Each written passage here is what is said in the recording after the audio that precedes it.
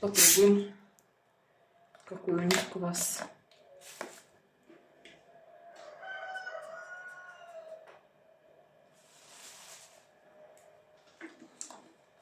Ой, сладкий, как лимонад.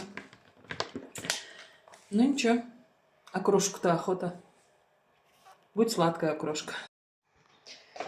Захотела окрошки, поставила чайник. Все логично.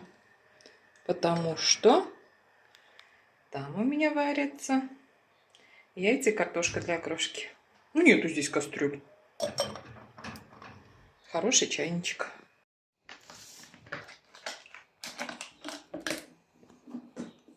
Ну вот и окрошечка.